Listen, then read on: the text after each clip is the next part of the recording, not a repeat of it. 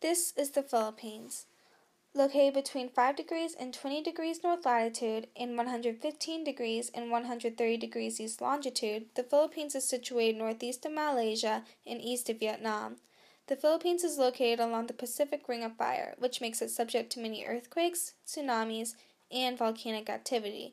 The Philippines also has many mountains, sandy beaches, and beautiful coral reefs, many of which, sadly, have been dying off due to pollution.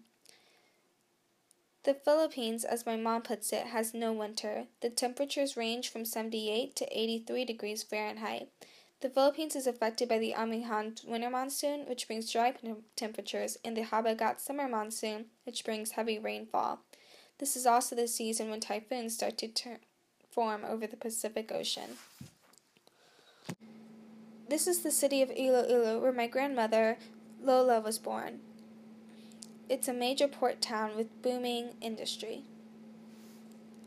This is the city of Cebu, where my grandfather, Lolo, was born. He lived in a more rural part where the major industry was tourism.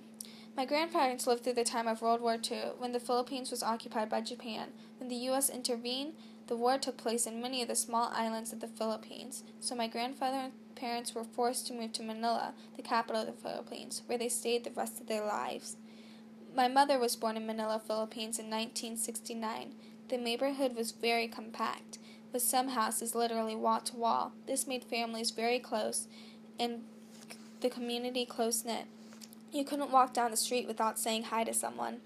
My mother lived much of her life in poverty. She didn't have access to water and had to draw it from the well every day.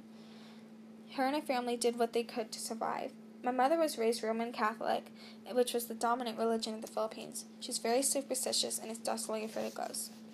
She went to church every Sunday and believed the church's interpretation of the Bible. She celebrated Christmas, Easter, and New Year's just like we do. The national language of the Philippines is Tagalog. However, most Filipinos learn fluent English in school so they can communicate outside the Philippines. Much of Tagalog has Spanish influence with words like hola used in everyday life. My mother did not have access to technology. Instead, she played in the streets with her friends. The art and music in the Philippines is very colorful and upbeat. Many of their songs are about love and being happy with their own life.